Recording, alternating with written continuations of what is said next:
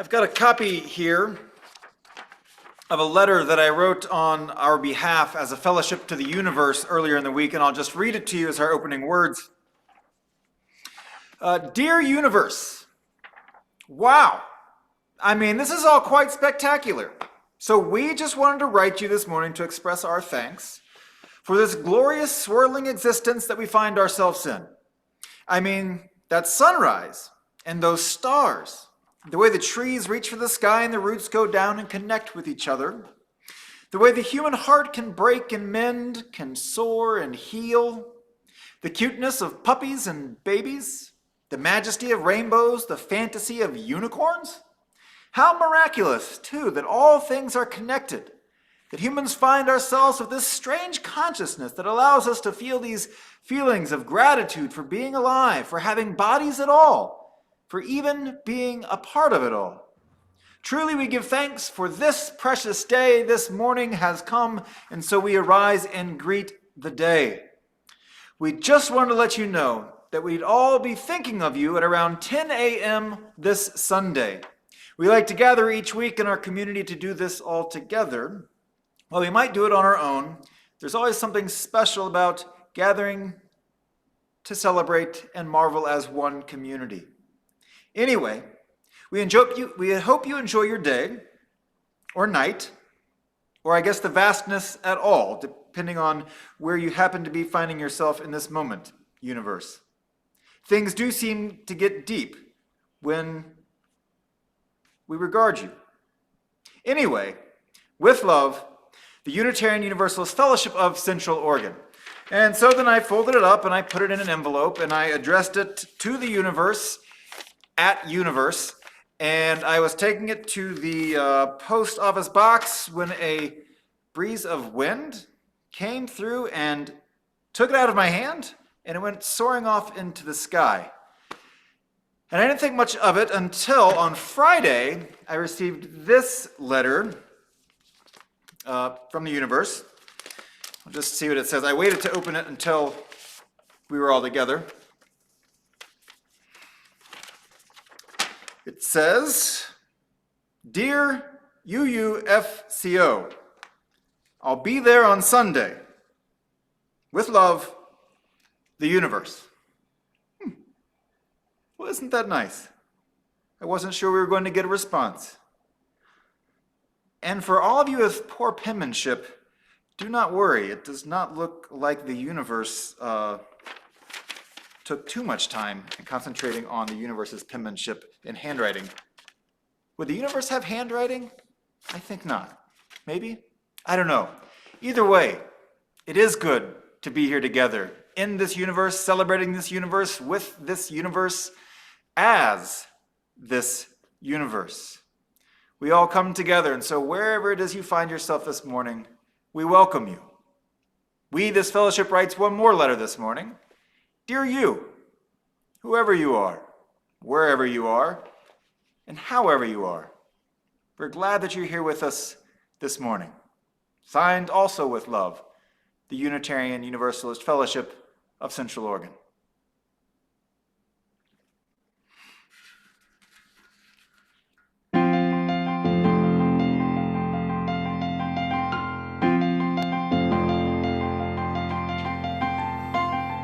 Morning has come, arise and greet the day.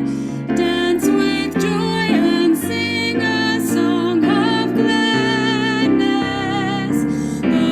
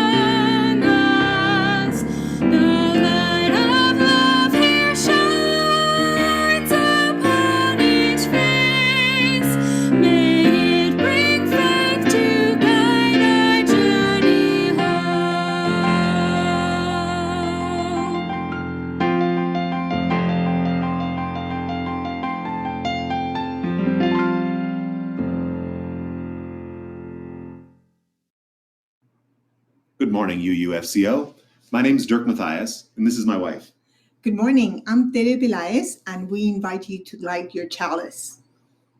Our reading this morning is on friendship from the book The Prophet by Khalil Gibran. Earlier, we were looking for readings on community or on belonging.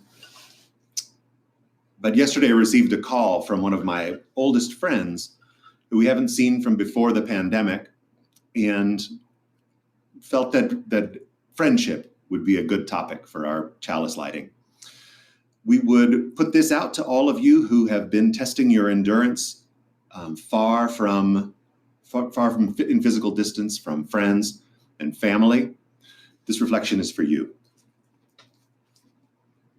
And a youth said, "Speak of us about friendship." And he answered, saying, "Your friend is your needs answered. He's your field, which you sow with love and reap with thanksgiving. And he is your board and your fireside. For you come to him with your hunger, and you seek him for peace. When your friend speaks his mind, you fear not the nay in your own mind, nor do you withhold the I.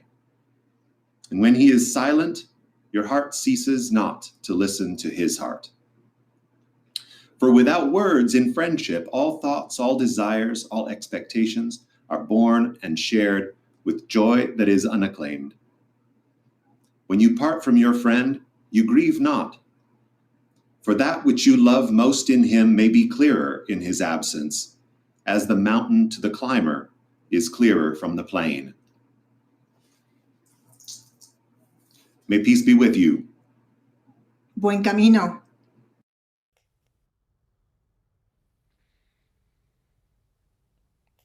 Now please join me in singing our chalice lighting response, Spirit of Life.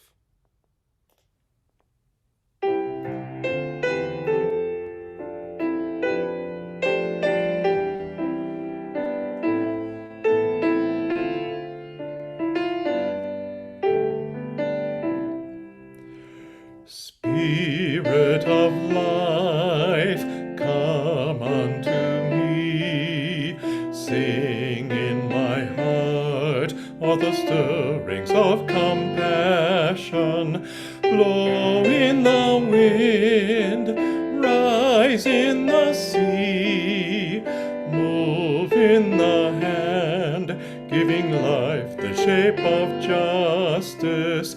Roots hold me close, wings set me free. Spirit of life, come to me, come to me.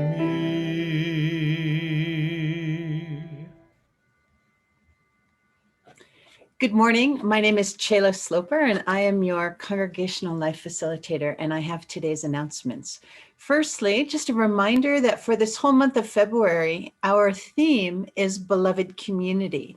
And so all of the sermons and our small groups have been focusing on this particular theme, which has as Reverend Scott preached on it a couple of weeks ago, just has a very deep and resonant value for us as Unitarian Universalists. So beloved community, a community where everyone is in and nobody is out. I want to bring attention today to the beautiful flowers that are in the frame of Reverend Scott. They are in honor of Delight Hartsaw. They're a gift from Dawn. We lost Delight last year, and this is her birthday.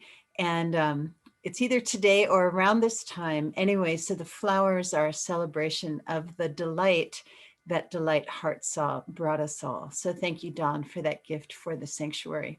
Speaking of the sanctuary, this Wednesday we'll have an open sanctuary where you can come to the building between 10 in the morning and 6 in the evening, just to enjoy the space together, to see one another socially distanced. Masks will be required, and we will have a sign-in for contact tracing. But this is an opportunity to, again, just to feel the resonance with our beautiful space, the home that we long to share together. So that's this Wednesday, the 24th. we have a blood drive coming up in that same in our building on Wednesday, March 3rd. Jonathan Bile, who's our event manager, has set this up, so we have a relationship now with Red Cross, and there's a link in the chat where you can sign up to donate blood. Jonathan also needs 2 volunteers to help during the day, 1 in the morning and 1 in the afternoon. And so if you can serve with your time, that's great. If you can give a gift of life for others, that's also remarkable. So please do use the link in the chat. Our Director of Religious Exploration, Amy Brock, invites caregivers of young people, children and youth, to participate in a discussion around online safety. There's a link in the chat to sign up. This is the RSVP so that Amy will know that you'd like to attend. That will be on Wednesday, March 10th. So again, the RSVP will put you in touch with Amy, and then she'll provide the link for that particular gathering. And I'm forgetting what time it is. I'm thinking maybe Amy can tell us when she joins us. So that you can also respond through the ACE, our all congregational email. And speaking of the ACE, if you haven't signed up for our communications and would like to do so, we have a link in the chat for that as well. So it's a virtual visitor form. You can let us know that you've joined us or that you are ready to receive our communications. The last couple of things, one is a little bit time pressed. So our diversity, equity, and inclusivity group, DEIG, invites you to participate with other Unitarian Universalists from across the nation. And this is their beloved conversations that are hosted by the Meadville Lombard Unitarian Universalist Seminary. And that is the alma mater of our minister. And so the deadline to register is this Friday. So the 26th is the deadline. And these are conversations about dismantling the sort of racist biases that we have had shaped into us. And as they say on their website, this is so that we can grow to become free together. So they're called Beloved Conversations. That's through the Meadville Lombard Seminary. And then lastly, the women's retreat is scheduled for the second weekend in October. And I'm looking for people who might be interested in participating on the planning team. If you have ideas about maybe something artful, maybe something spiritual, something about health, something about what it means to be a woman, talk to me. Let's get together in the next couple of weeks. If I don't get volunteers, I may reach out to some of you and see if we can pull together a team. So this will be our 4th annual Fall Women's Retreat. So I'm really looking forward to that. And after me, I believe Linda Johnson, our stewardship co-chair, will have an update about our stewardship campaign, and I will send you with blessings on your day. Good morning, everyone. It's week 3, and I'm here to announce our results so far. Our goal, remember, is $440,000. And as of today, we've received 127 pledges totaling $336,000. So we're 76% towards our goal. At this moment, I just want to say a deep thank you to every single person who has pledged so far. I believe that a pledge is an action of hope. It's a pledge and a commitment and an aspirational thing for a better future forward. So thanks to each of you who have taken that opportunity. Since there is only 1 week remaining in the campaign, I also need to let you know that half of our membership is pledged. I know that it's been a difficult year, and there's so many things to do to take care of ourselves and our family. And at UUFCO, it's no different. Our campaign goal allows us to continue to express our mission to the community. This year especially, we need every single person to pledge, regardless of the amount. So please, if you've not made your pledge, please do so today, either by mailing in the pledge card or logging on to our website. This is so important. It's also my honor today to introduce our speakers for the stewardship campaign. John and Jenny McKee moved from Maui, Hawaii to Bend in 2019 in order to be closer to John's family in the Columbia Gorge and to Jenny's 2 sons in Portland. John had worked at COCC previously and knew Bend well. Jenny had vacationed here for many years and was happy to make it a permanent home. They also made UUFCO a home when they joined in early 2020. John's background is in academia, where he served in several leadership positions. Most recently, he served as Vice Chancellor for Academic Affairs at the University of Hawaii, Maui College, and is currently a consultant on student success with the Oregon Community College Association. Jenny hails from the IT world, where she held a variety of positions, most recently as a project manager. She was called out of retirement last year to manage a project at UPS, which still keeps her busy. Both John and Jenny have a strong interest in social justice, which was a compelling reason for them to land at UUFCO. It gives me great pleasure to introduce John and Jenny McKee.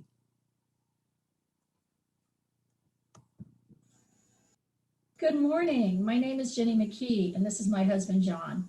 Thank you so much for the opportunity to speak with you today. We'd like to tell you a little bit about our journey to the Unitarian Universalist Fellowship of Central Oregon. I was raised Catholic and knew absolutely nothing about Unitarian Universalism until my 20s. It was then that I had joined the United Farm Workers of America, working on the grape and lettuce boycott. And when our group needed a place to meet, it was a Unitarian church in Cincinnati that offered their space. I learned that there was a very different kind of religion from how I was raised, and it just felt right. And I remember the first day John and I attended a service at UUFCO, sitting in the service brought to tears. It felt so much like home. The service spoke to me personally, and John and I were warmly welcomed at social hour. What amazes me about Unitarianism is that it feels like someone has read my mind, and they know how to touch me, how to motivate me, how to help me be a better person.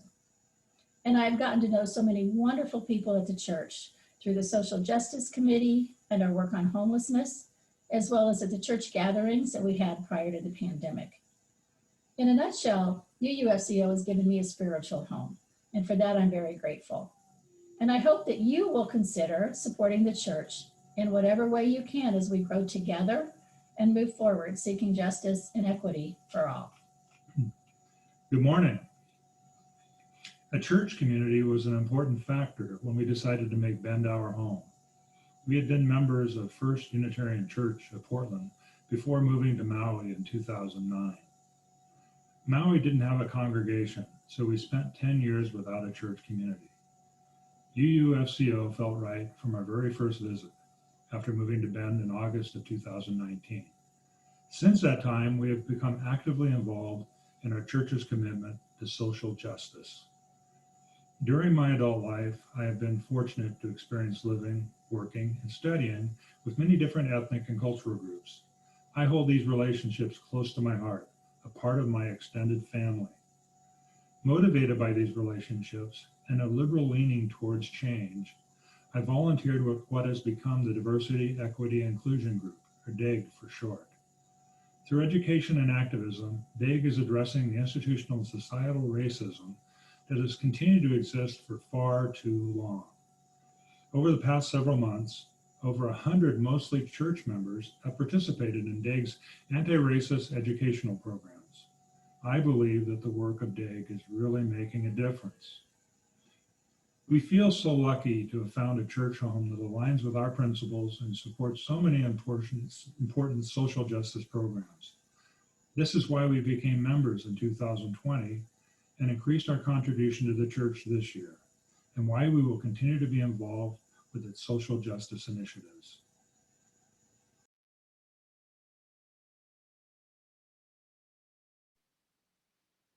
Good morning. I'm Amy Brock, Director of Religious Exploration for Children and Youth. The online safety discussion that Chayla mentioned is happening from 7 p.m. to around 8:30 p.m. on March 10th. We hope that this later time will give parents and caregivers with later work days the opportunity to join. So go ahead and RSVP if you think you might attend so that we can get you looped in on that communication related to the event. Today we are talking about letters. One of the few times a year that I write letters is on Valentine's Day. It's so much fun to find the glue and the stickers and the doilies and all of those things, glitter, to make wonderful Valentine's creations for people. And last week, our youth took some time to make Valentines for some members in this community. It can be hard to know what to say in a letter, especially if we don't know the person very well. So when we were making Valentines last week, we took some time to look for inspiration from our faith, and we found a very special set of UU Valentines created by my colleague, Tim Atkins.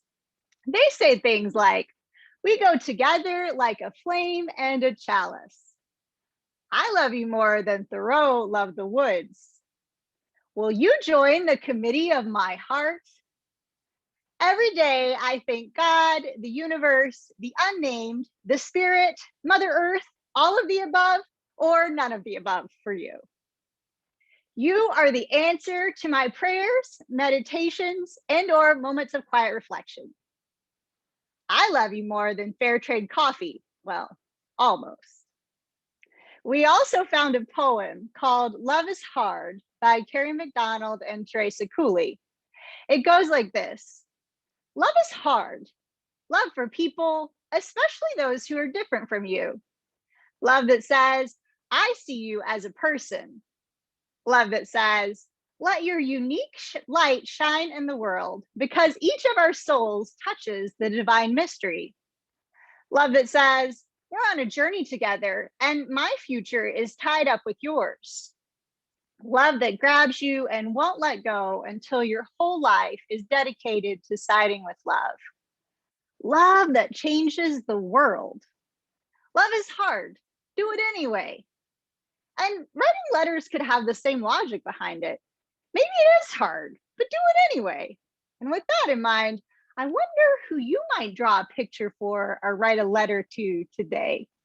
And so ends our time for all ages. Let's all say the Children's Covenant. In this place, I am kind. In this place, I am loving. In this place, I'm a friend to the earth and all animals and people. In this place, I am loved.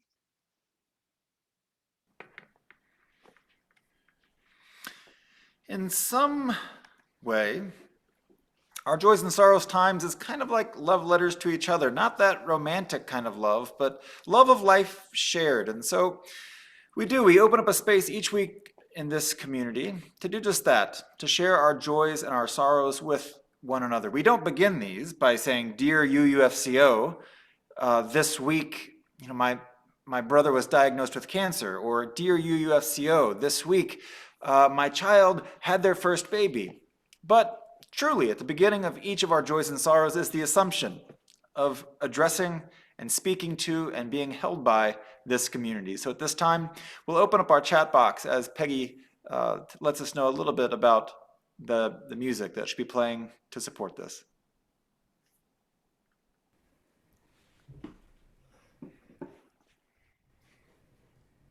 As I think of writing letters, I realize just how few I have written over the past years.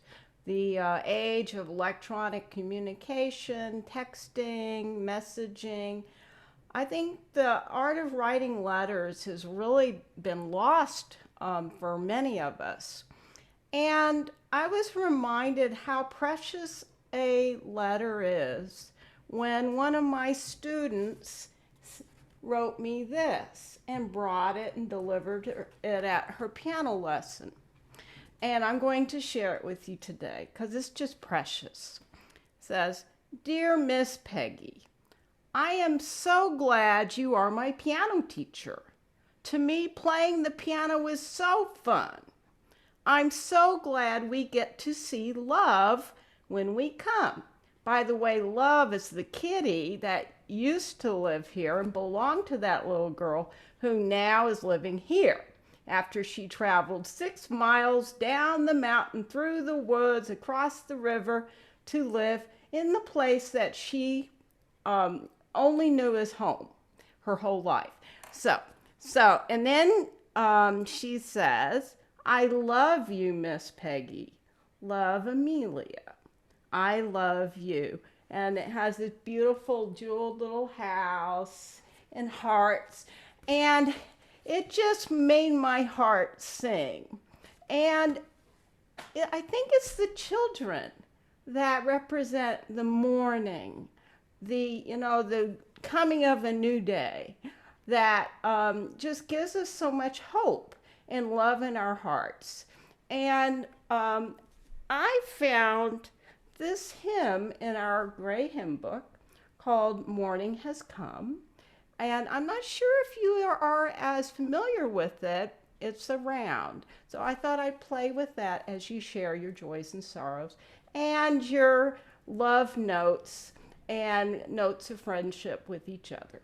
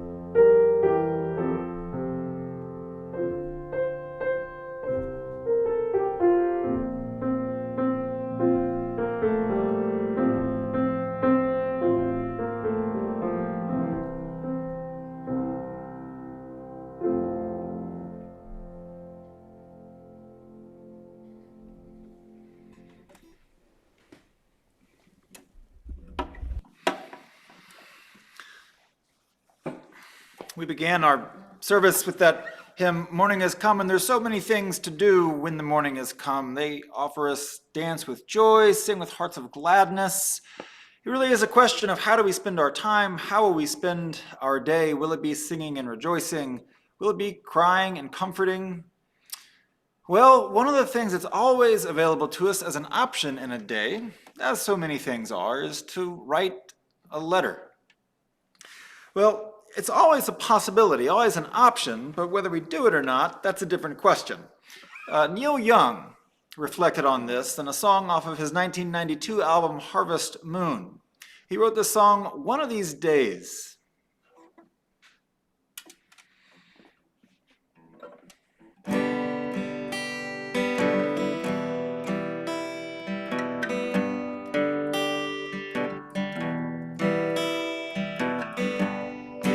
One of these days, I'm gonna sit down and write a long letter to all the good friends I've known. And I'm gonna try to thank them for all the good times together. Though so apart, we have grown. One of these days, I'm Gonna sit down and write a long letter to all the good friends I've known. One of these days, one of these days, one of these days, and it won't be long, it won't be long.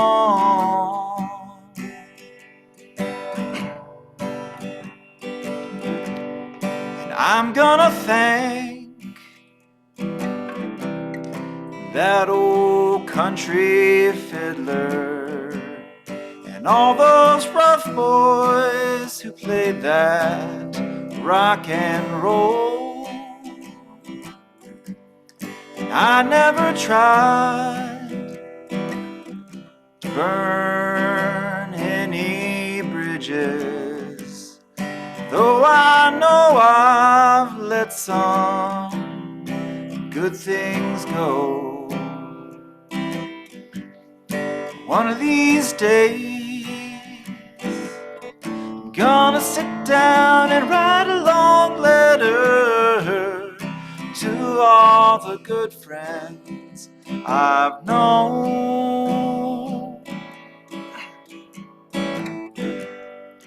One of these days, one of these days, one of these days, and it won't be long, it won't be long.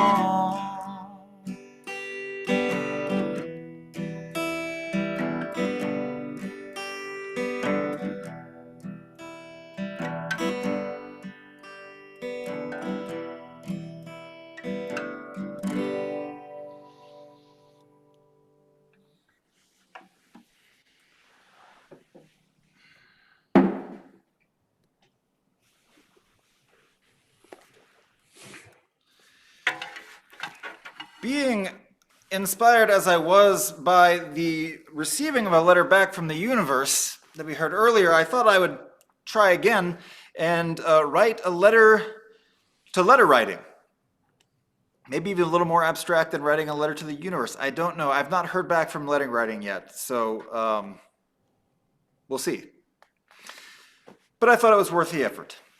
Dear letter writing, how have you been?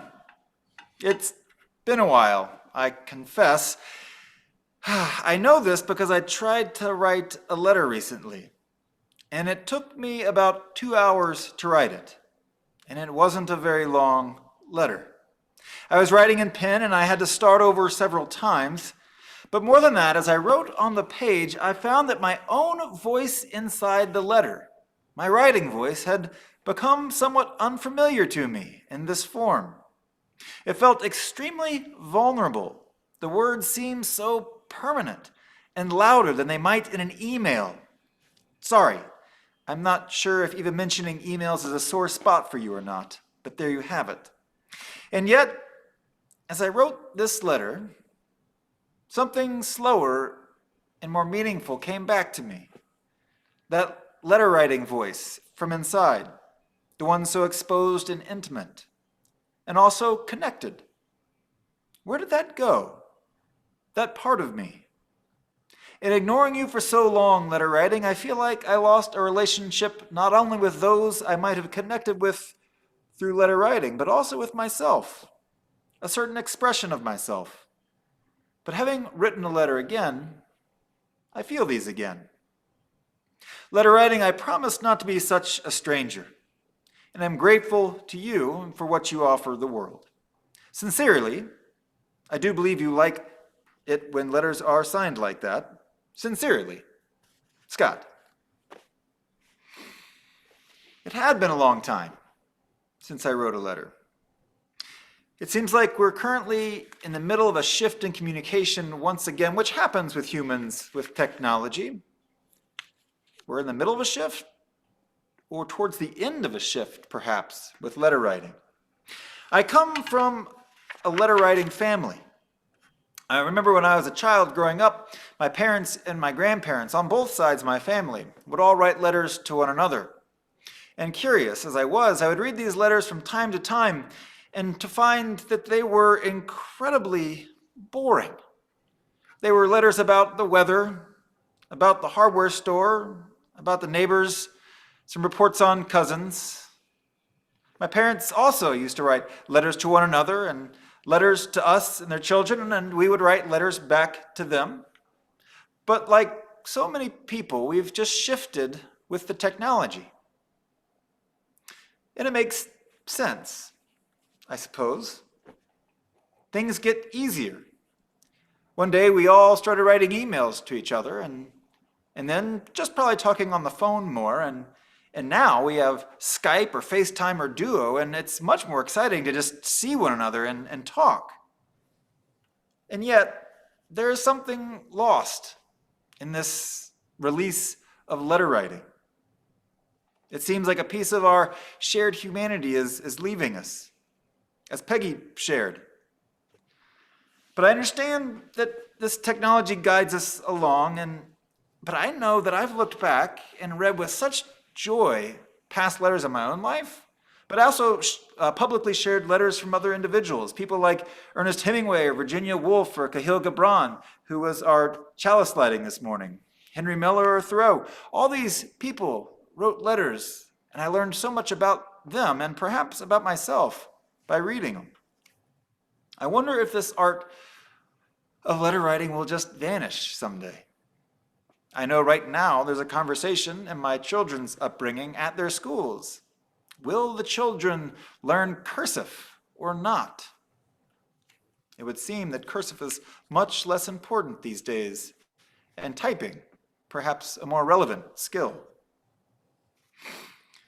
I don't really see us, though, in the future, reading the collected print-offs of emails from the home personal computer of Mary Oliver. Perhaps if she published that, we would read them. But does it even matter? But I think it does. In a conversation I had recently with someone, they shared with me that their father had died as a teenager, but as she was growing up, they were not physically close, but very close emotionally. You see, her dad lived in Scotland and she lived here in the States, but they kept letters going back and forth between them. And so these letters were her primary relationship to her father. And I asked if she had kept them.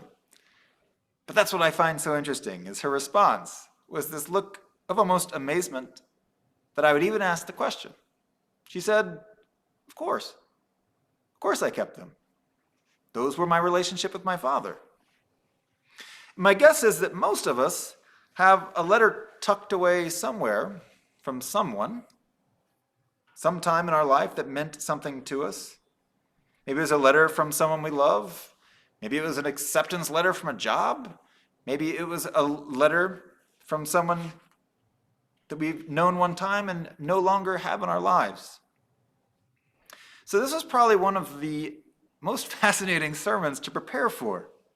I read a lot of old letters, and I researched how this form of writing showed up in so many different people's lives. And there are so many different ways and purposes and functions for writing letters, and so many insights into what they communicate, not only about those people, but about the world in which they lived.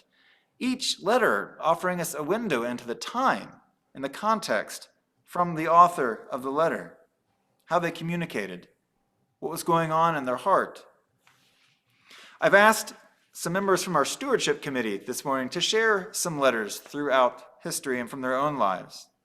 One of the most fascinating letters I find is a letter from, in 1902, a 19-year-old aspiring poet named Franz Capus, who sent a letter and some of his work to the, at the time, hugely influential Bohemian Austrian poet, Rainer Maria Rilke.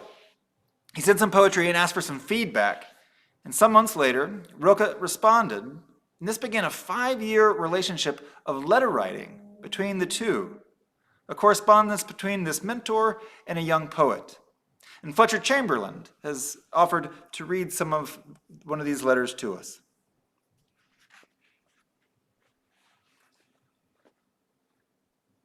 You ask whether your verses are any good.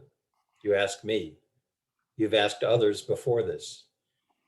You compare them with other poems and you're upset when certain editors reject your work. Now, since you've said you want my advice, I beg you to stop doing that sort of thing. You are looking outside, and that is what you should most avoid right now. No one can advise or help you. No one. There's only one thing you should do. Go into yourself. Find out the reason that commands you to write. See whether it has spread its roots into the very depths of your heart. Confess to yourself whether you would have to die if you were forbidden to write. This, most of all, ask yourself in the most silent hour of your night, must I write? Then, as if no one had ever tried before, try to say what you see and feel and love and lose. Write about what your everyday life offers you. Describe your sorrows and desires, the thoughts that pass through your mind and your belief in some kind of beauty.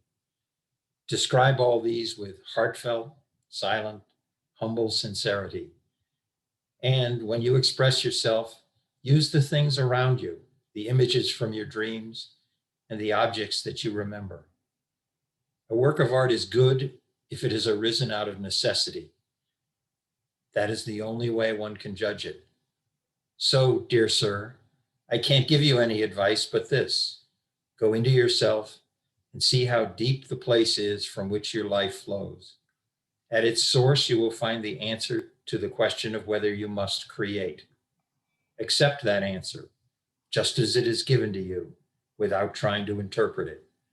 For the Creator must be a world for himself and must find everything in himself and in nature, to whom his whole life is devoted.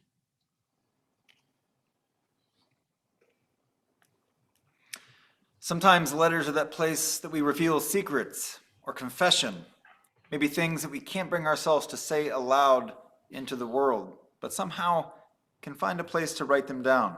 There's something about the combined intimacy and distance also that makes the letter writing ripe for honesty. Mother Teresa of Calcutta, over her 66-year period, wrote letters, and we lift her up as a saint. But she shared in a letter with those closest to her how she was tormented about her faith and often suffered periods of doubt about God. Laura Vosnier now reads a letter from Mother Teresa.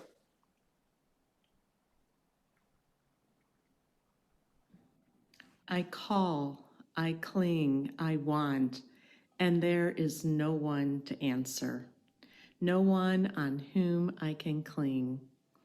No, no one. Alone. Where is my faith? Even deep down, right in there is nothing but emptiness and darkness. My God, how painful is this unknown pain. I have no faith.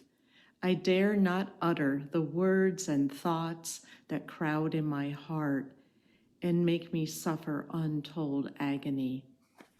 So many unanswered questions live within me, afraid to uncover them because of the blasphemy. If there be God, please forgive me when I try to raise my thoughts to heaven. There is such convicting emptiness that those very thoughts return like sharp knives and hurt my very soul. I am told God loves me, and yet the reality of darkness and coldness and emptiness is so great that nothing touches my soul.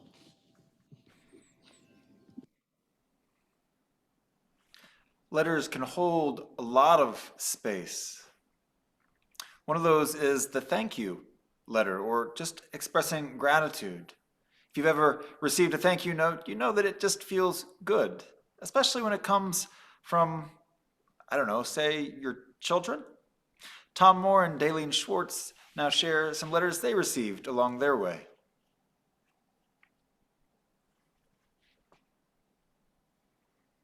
My favorite letter was written by my daughter, Erin, on the occasion of my 60th birthday. which was just 2 months before I moved to Bend. I'll read you the first 10 items on her list. 60 things I love about you. Number 1, the way you cook mac and cheese. Number 2, your beautiful voice. Erin is also a singer. Number 3, the fact that we have the same nose. Number 4, the way you yell at the football game on TV. Number 5, your kindness. Number 6, how nice you are to strangers. I learned that from my father. Number 7, the little black shadow that follows you around. That would be Lulu, my little black lab. Number 8, how handy you are. Number 9, you're a human dictionary. And number 10, you make a great Moscow mule. Thank you, Erin, for my favorite letter.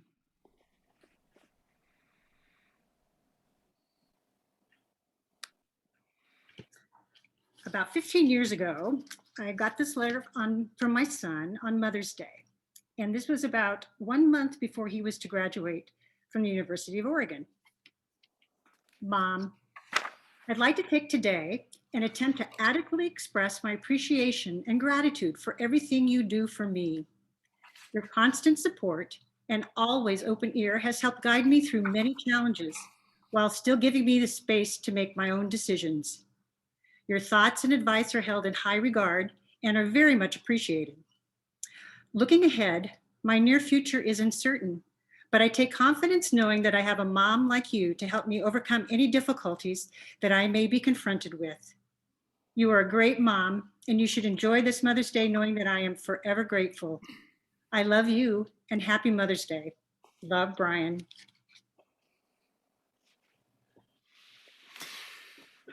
So I was informed by my wife this morning that I can't share all the letters. There's too many letters. And they are fascinating letters, but I can't. We would be here all morning. But did you know that Beethoven wrote a letter to be opened after his death by his brothers, in which he explained why he was so, what caused his depression and why he was so standoffish to them.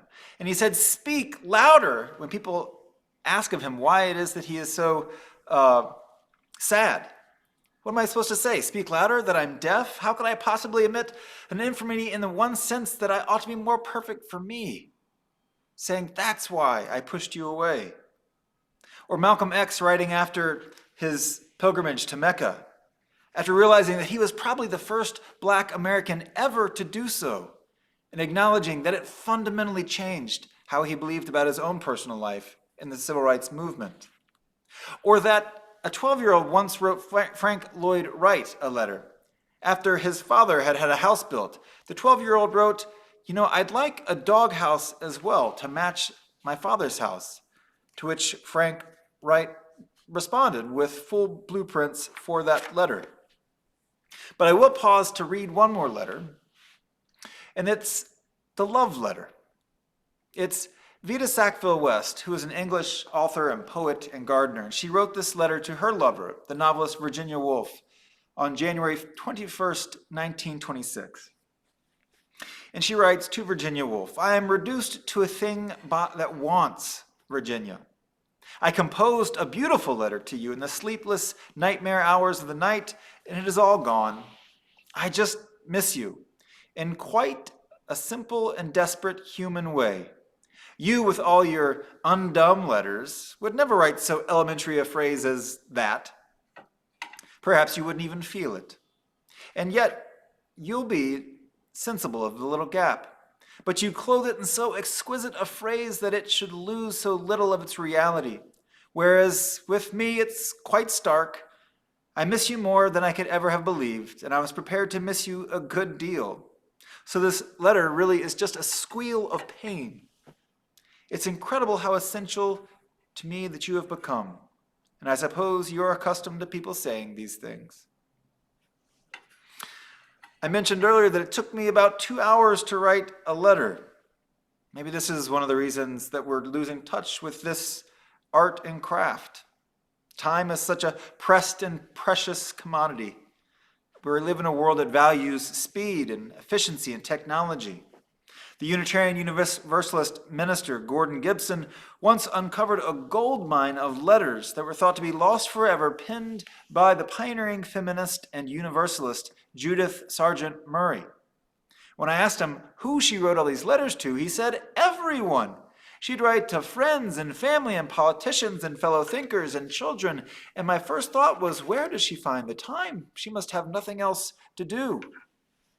So our hurried lives surely can't help letter writing, this rich activity which actually once served to slow us down, to motivate us to reflect, then articulate, to connect to others through this uniquely creative and exposed expression, an altogether thoroughly human art form. So one of my confessions is that there's a letter I have been intending to write for 10 years. 10 years I've been wanting to write this letter. It's to Susan, who was my high school choir teacher. And I've always wanted to just sit down and write a long letter to let her know how much she meant. I'm a little more inspired after hearing Peggy share how much that letter by one of her students meant to her. And so finding time might not be easy, but there might be something deeper still here in the way. One of the reasons I love that Neil Young song is because no matter when you sing it, it's always kind of looking off distant in the future to what he hopes he does with his time. One of these days I'm going to sit down and write that long letter. But yet, whenever it's sung, it's still longing for that future moment. Each moment of relationship offers us insight and connection, whether it's in person or through a written letter. Because of the deep and interrelated connection of all things, this is because of my relationship with you, with anyone. Whenever it is alive in a moment of relationship, I am becoming me, and that person is also responding. Often we do this without thought. We act in the world and it is gone forever, but a letter holds up a mirror to who I am and who we are. I'm immediately aware of who I am being in the world, and so there's some self-consciousness there. It's that same kind of feeling you might get if you see yourself on film. We judge ourselves. We might be concerned with how we're perceived. But when I listen to that love letter by Vita Sackville West, she says that she had written a beautiful letter in the night, but now it was gone, and she felt she was just left with this. But dare I say, this letter to Virginia Woolf was quite beautiful. It was an honest expression of who she was in that moment and letting it out. I don't know that there is a getting it right. Maybe there's something we might be more pleased by, but I don't know how right a letter can be. I do know it's not right, and that's perhaps the letter not written. I never received a letter from my grandfather and thought, this isn't quite right. No, it was always just him being him. And in time I came to appreciate the detailed reports from Benton, Kentucky, and how much the rain had accumulated. Or maybe that's not you. Maybe you're like Ernest Hemingway and you write letters with brazen confidence about who you are, okay with how it lands. Either way, in the end, that's who and what we're called to be in the world, in our relationships, in interpersonal interactions, or even in a written letter. Being who we are, allowing a little vulnerability into this process, ourselves. Trust me when I say this. That is quite enough and even beautiful. Perhaps we can embed some of this into our process of letter writing. A little bit of self-acceptance and allowance. The poet Kaylin Hott writes, God says to me, I asked God if it was okay to be a little melodramatic. and she said yes. I asked her if it was okay to be short, and she said sure it is. I asked her if I could wear nail polish or not wear nail polish, and she said, honey, she calls me that sometimes. She said, you can do just exactly what you want to. Thanks, God, I said. And is it even okay if I don't paragraph my letters? Sweet cakes, God said. Who knows where she picked that up? What I'm telling you is yes, yes, yes.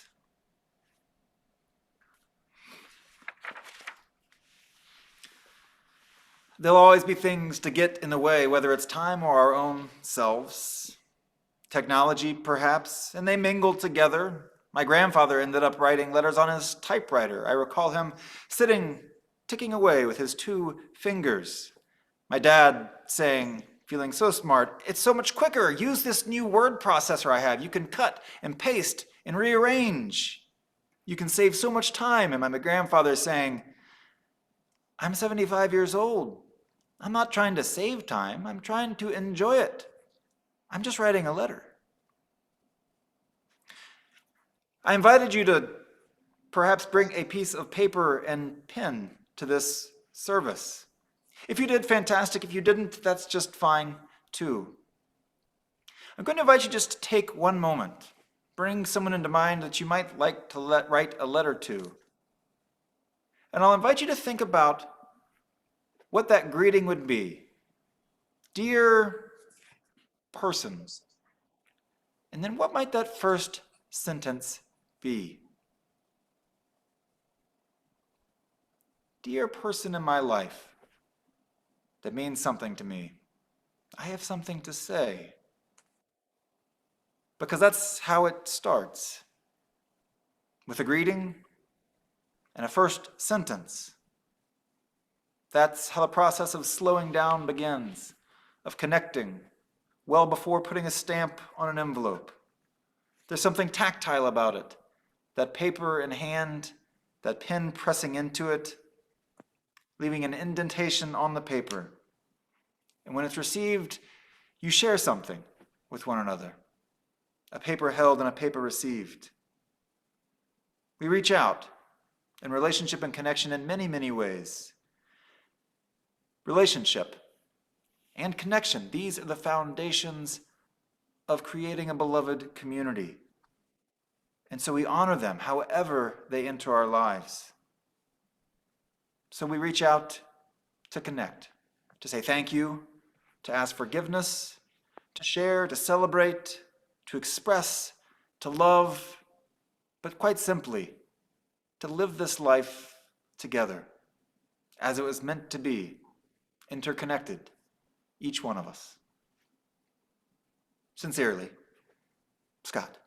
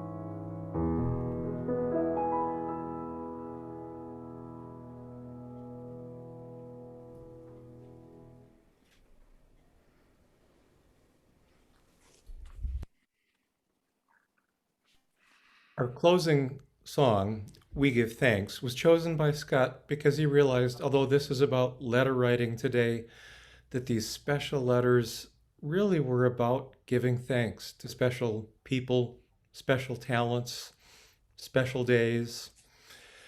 And and it's a beautiful chance for us to give thanks for all that's in our world. So please join some of the UUFCO choir members in singing We Give Thanks for this special day.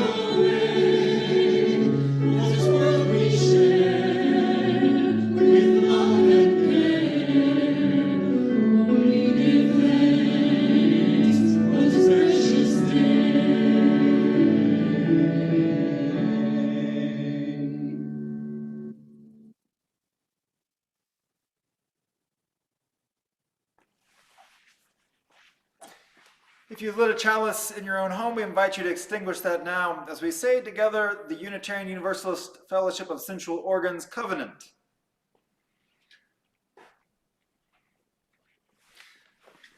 Love is the spirit of this fellowship, and service is its law.